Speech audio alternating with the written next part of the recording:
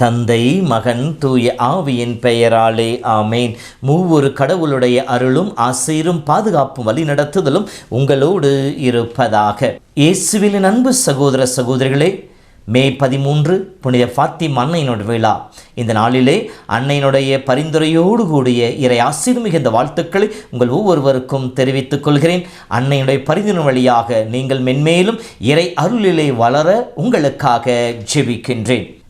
ஃபாத்திமா அன்னை போர்ச்சுக்கல் நாட்டில் இருக்கின்ற ஃபாத்திமா நகரிலே 3 சிறுமிகளுக்கு ஏறக்குறைய 6 முறை காட்சி கொடுத்து இறைவனுடைய திருவுளத்தையும் உலகத்தில் அமைதி ஏற்படுத்துகிற வழிகளையும் சொல்லிக் கொடுத்து ஜெபிக்க கற்றுக் கொடுத்திருக்கின்றார்.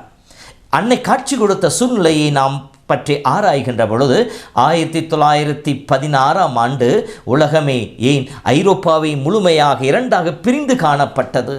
ஒன்றோடொன்று போரிட்டு கொண்டிருந்த சூழ்நிலையிலே அப்போதைய திருத்தந்தையாக இருந்த 16ஆம் ஆசீர்வாதப்ப இது ஐரோப்பாவின் தற்கொலை என்று சொல்லி வர்ணித்தவர். இந்த போர் மூட்டத்திலிருந்து, போர் கலக்கத்தில், குழப்பத்திலிருந்து விடுதலை பெற வேண்டும் என்று சொல்லி அன்னையின் வழியாக ஜெபிக்க திருச்சபைக்கு அழைப்பு விடுத்தார். அதுதான் அமைதியின் அரசியே எங்களுக்காக வேண்டிக் கொள்ளும் என்று சொல்லி ஜெபமாலை மரியாளின் மன்றாட்டு மாலையிலே சேர்த்து ஜெபிக்க சொன்னார். 1917ஆம் ஆண்டு மே 5ஆம் தேதி அன்று திருத்தந்தை அவர்கள் சுற்றுமடலை வெளியிட்டு அனைவரையும் ஜெபிக்க அழைத்தார். உலகில் ஒவ்வொரு மூலையிலும் நம்முடைய வேண்டுதல்களையும் வளமிக்க இரக்கத்தின் தாயாகிய அன்னை மரியோடு இணைந்து ஒப்புக்கொடுங்கள், ஏறிடுங்கள் என்று சொன்னார். உலகில் மிகப்பெரிய பேராலயங்கள் முதல் மிகச்சிறிய சிற்றாலயங்கள் வரையிலும், உயர்ந்த அரண்மனைகள் முதல் ஏழைகள் வாழும் குடிசை வரையும் எல்லா இடங்களிலும் இந்த ஜெபம் ஒலிக்க வேண்டும், அன்னையின் வழியாக ஆண்டவர் நோக்கி மன்றாட வேண்டும் என்று சொல்லி அழைப்பை விடுத்தார். இப்படி சுற்றுமடல் வெளியிடப்பட்ட 8ஆம் நாளிலே தாய் மரியானவள் அந்த 3 சிறுமிகளுக்கு காட்சி கொடுத்து இறைவனுடைய திட்டத்தை வெளிப்படுத்துகின்றார். இப்படி மரியாள் காட்சி கொடுப்பதற்கு முன்னால் அந்த குழந்தைகள் தயாரிக்கும் விதமாக வான்தூதர் 2 முறை அவர்களுக்கு காட்சி கொடுத்து ஜெபிக்க கற்றுக் கொடுக்கின்றார். நற்கருணை ஆண்டவரை ஆராதித்து அவரிலே தன்னை முழுமையாக அர்ப்பணிக்க அந்த குழந்தைகளுக்கு சொல்லிக் கொடுக்கின்றார்.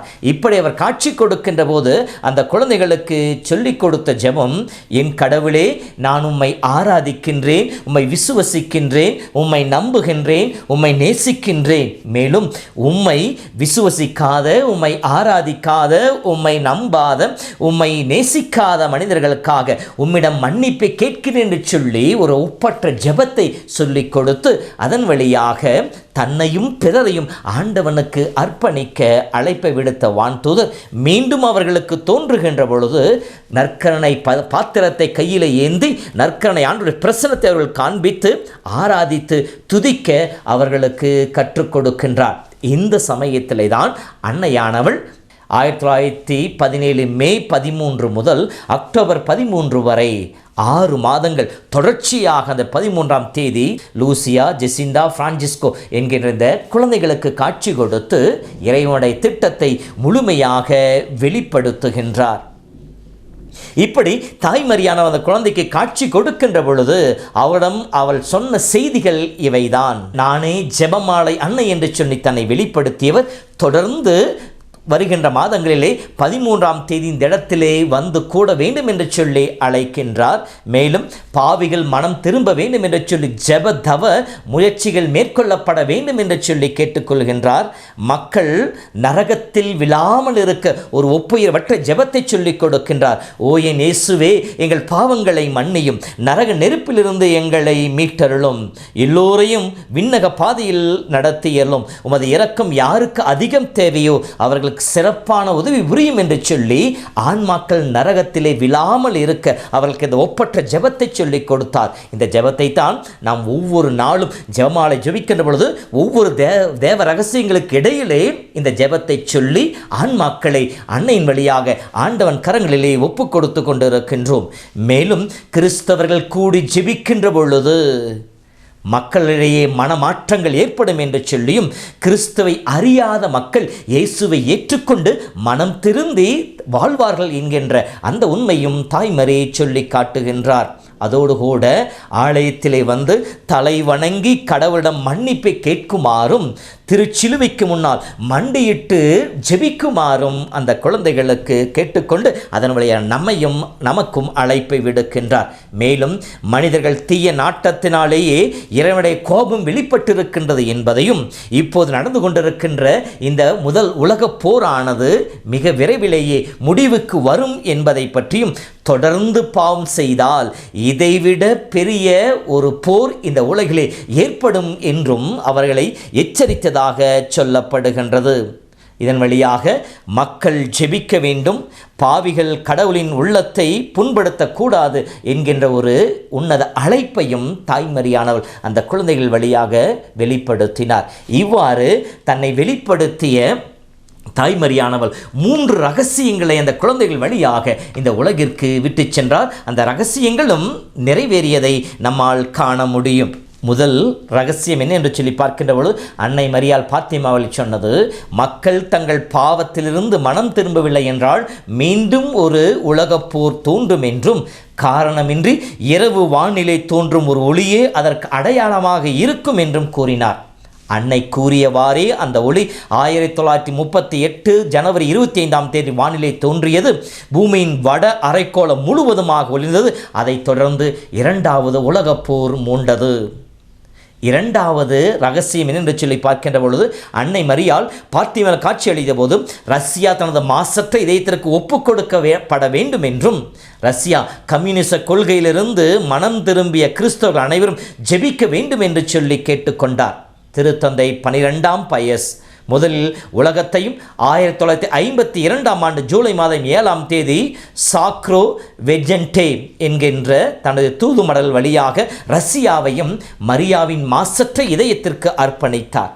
1984 திருத்தந்தை 2ஆம் அருள் சின்னப்பர் உலகத்தை மீண்டும் மரியாவின் மாசற்ற இதயத்திற்கு அர்ப்பணித்தார்.